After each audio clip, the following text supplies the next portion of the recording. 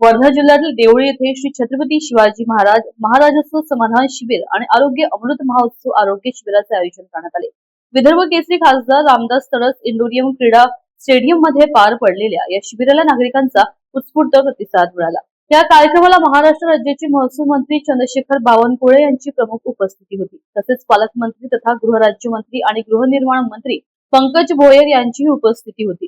दीप प्रज्वलनाने कार्यक्रमाची सुरुवात करण्यात आली। शिबिरादरम्यान नागरिकांच्या आरोग्याची तपासणी करण्यात आली।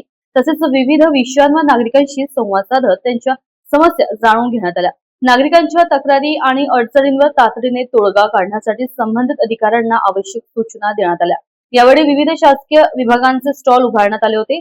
नागरिकांना शासकीय योजना आणि विविध विभागांशी संबंधित सेवा एकाच ठिकाणी उपलब्ध करून देण्यात आल्या। आमदार राजेश बकाने यांच्या विशेष प्रयत्नातून आयोजित करण्यात आलेल्या या शिबिराला जिल्हाधिकारी वानमथी सी, पोलीस अधीक्षक सौरभ अग्रवाल, तहसीलदार समर्थ क्षीरसागर यांच्यासह विविध शासकीय अधिकारी, कर्मचारी आणि कार्यकर्ते उपस्थित आहे। अधिसूचना केंद्र सरकारच्या वतीने जारी करण्यात आलेली आहे। पूर्ण पहिल्यांदा असणार आहे।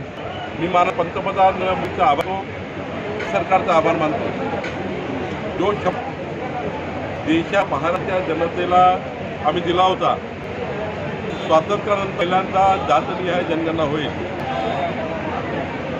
आज मला गोष्ट अभिमान आहे, त्याचा जातनिहाय जनगणना होणार आहे।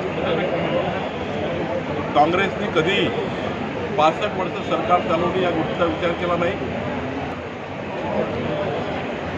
जनतेमध्ये समज निर्माण केला, ओबीसी समाजाला त्या ठिकाणी वापरून घेण्याचं काम केलं आणि आता नौटंकी करताय मोर्चे काढून। काँग्रेसने कधी ओबीसी समाजाला न्याय दिला नाही, 18 पगड जातीला न्याय दिला नाही।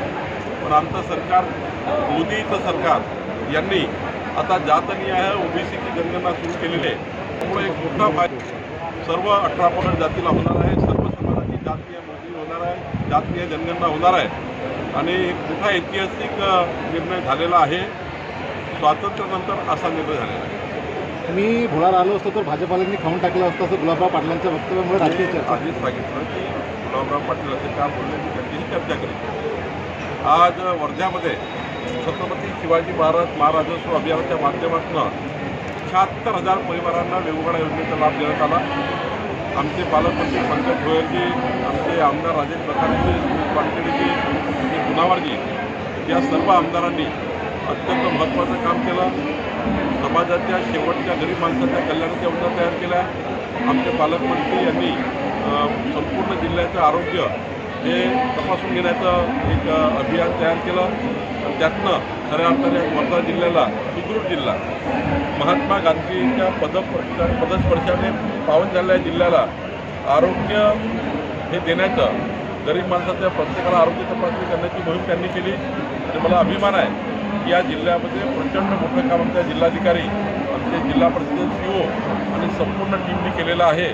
खरं तर हीच लोकशाही, पारदर्शी आणि लोकाभिमुख प्रशासनाची भूमिका, गतिमान प्रशासनाची भूमिका आमच्या सरकारची, देवेंद्र फडणवीसच्या सरकारची आहे।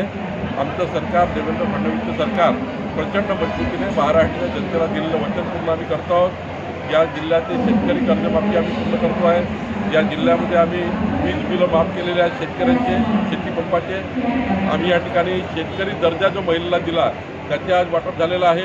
आदिवासीच्या जे सातबारे आहे, 7 आणि 12 आम्ही आज केलेला आहे, त्यांना हक्काचा सातबारा मिळालेला आहे आणि मोठ्या प्रमाणावर आम्ही महाराष्ट्र सरकारच्या, केंद्र सरकारच्या सर्व योजना छत्रपती शिवाजी महाराजस्व अभियानामध्ये पूर्ण केल्या।